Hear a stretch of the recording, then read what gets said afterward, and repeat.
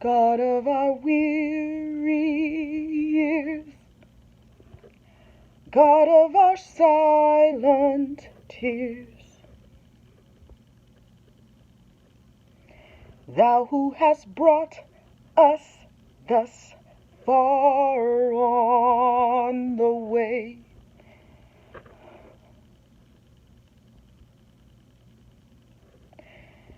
Thou who hast by thy might led us into the light,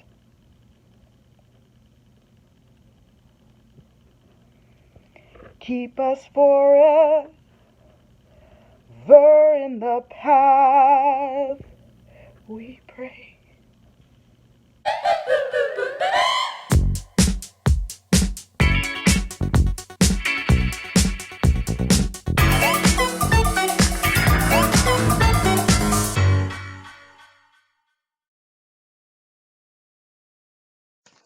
So I've been around some people who rabble rouse my whole life, and I'm one of them.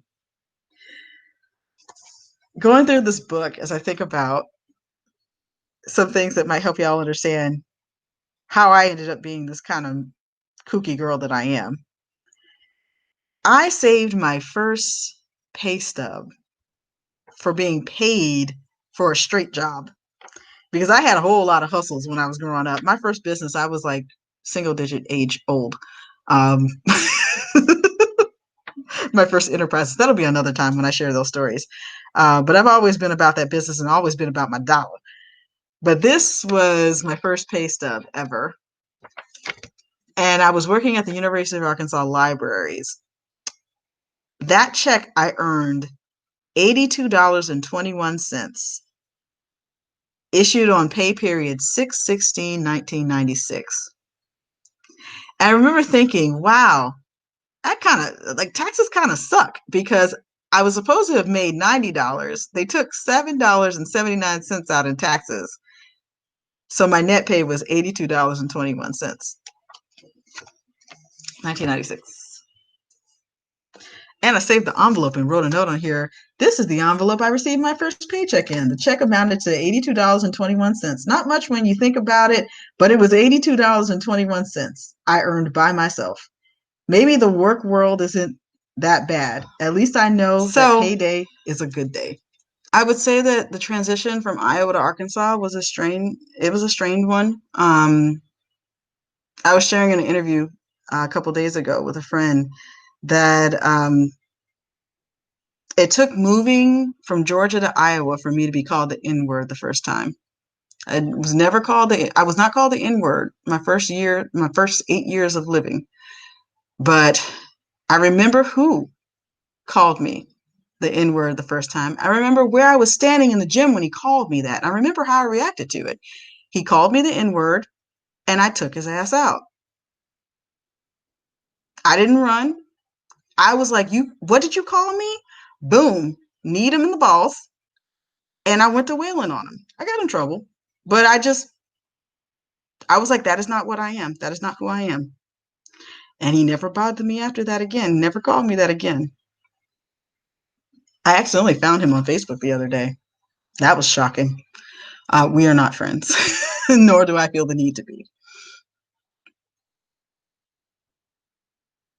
It took me moving from Iowa to Arkansas to experience rejection on the part of Southern Blacks. And looking back on it, I do not fault them again. I, for the second time, was the alien. I was the outsider who came into a community already in a kind of fishbowl. I didn't have any family in Arkansas. I didn't have any previous connection to Arkansas. I had nothing to qualify me in that way. And so I must have looked very strange. This little Black girl moved from a place called Iowa. Many of them probably had never even heard of Iowa, didn't even know where it was. I sounded funny. I thought strange things. I would get upset about things like not having MLK celebrated the right way. I was doing letter writing campaigns at 14 and 15 years old. I was taking every hard class that I could. I wanted to be in everything. I wanted to keep being a student athlete. I wasn't allowed to do that because I'll tell you, little thing about moving from the Midwest to the South. People think differently about scheduling what students should do. In Iowa, I was in a trimester system. So I was able to balance being in track, being in band, and also being in the more difficult, challenging academic courses. When I moved to Arkansas, it was without question that I was going to be in the most strenuous classes because I was really worried about getting off of my plan to have the best possible credentials to get into the school of my choice when it was time to graduate and go to college. So I had to be in, at the time, what was being introduced as AP classes, and every honors class that they would let me take. We had made a financial investment for me to play in band, we being my family. So I owned a clarinet, and because I think he lost interest in it, my cousin had gifted me the use of his alto saxophone. And so I had two instruments that I had spent time learning and whatnot. So band was not an option. Band was an investment. Band was something that was going to look good on my college, on my high school transcript for me when it was time to go to college. Band was a way for me to possibly even get scholarships. And so that was going to happen. So when I came in and I said, oh yeah, and I also want to make sure I stay in shape. So I want to do track. People looked at me like I was strange. They were like, what? Huh? No, you can't be an athlete and be a musician and be an honor student. And I thought, why not? Well, the scheduling won't work. Scheduling? That's your problem. These are the things I need to do, need and want to go ahead and do. You're supposed to help me figure out how to do this. There's some things I could tell y'all, but maybe I should pass on that part. But suffice it to say, I had to sacrifice my athletics to be able to hold on to my academic plans and my music commitment. And that made me a little angry because I was a pretty good discus thrower, and I enjoyed sprints. I, to this day, hate long distance and the training, but I did enjoy relay and sprints, and I usually was the anchor when coming through that. But I wasn't able to continue doing all of that when I came to Arkansas. So I eventually got over it.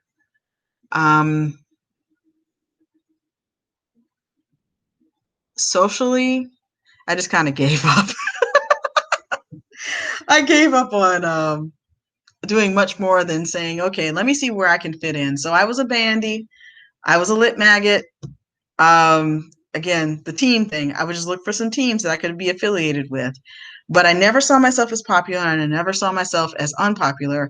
I, at that time, created a category for myself of a well-known. I said, you don't really have to like me, but you're going to respect me, and you're going to know that I'm here. And so I don't think there are very many people who would tell you they didn't know of me. But looking back at it now, even going back and talking to people when I left high school and went to college, people may have known of me, but very few people knew me. And I didn't understand the significance of that. But this was the me that they knew. The student, scholar, the petitioner,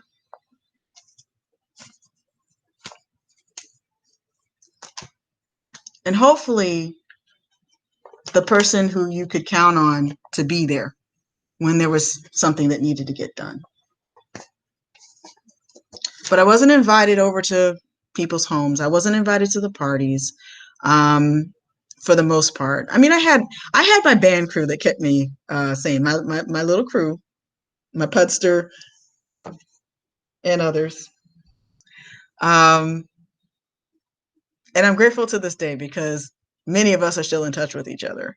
That is one of the beautiful things about Facebook.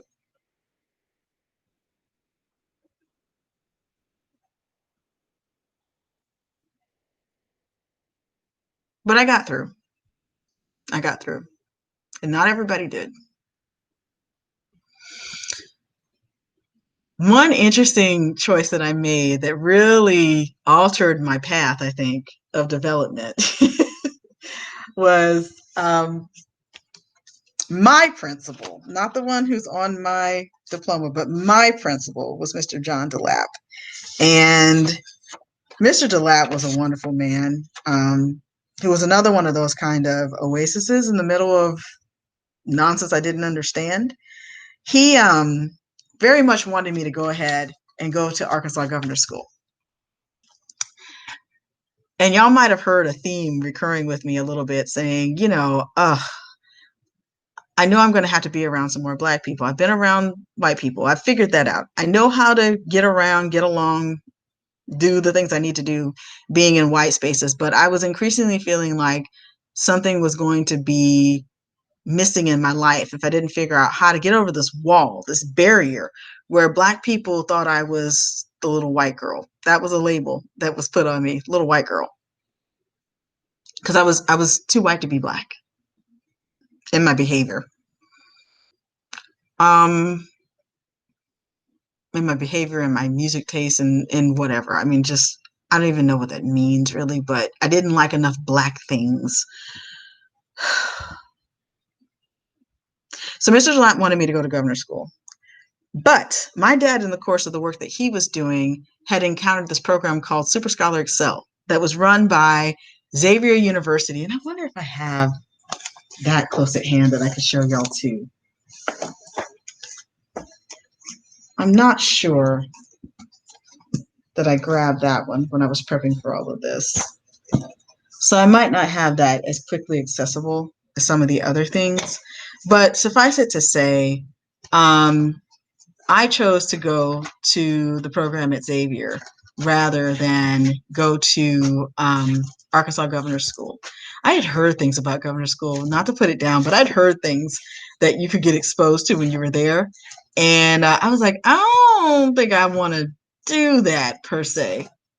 And so I said, let me go to this other program that my dad will be happy with me going to in New Orleans. I was like, summer in New Orleans or summer in Conway?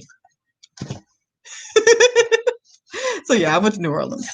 Will never regret that. Met one of my good friends that to this day, like, I'm so glad we have Facebook. I'm so glad we have Facebook because I don't know what I would do if I didn't have her in my life. And I haven't seen her in, oh God, Gabby, how long has it been? I don't know. I know she's gonna watch this because we're in a writing group together. Oh man, I wish I could find this for you guys. But anyway, went and spent that summer there, had a fantastic time. And that was when I made up my mind that I really needed to think about going to an HBCU. Before that time, I hadn't really thought about an HBCU seriously, but there was something about being around other high-achieving African-American students for that summer that made me realize I needed this space. I needed to be in this kind of a space for a time. That there was something that I needed to heal by being around other people who thought like me, who wanted some of the things that I wanted, and weren't bashful about aggressively going after those things. And I'm not saying I didn't have that where I was, but I didn't feel connected to that where I was living at the time in Fayetteville.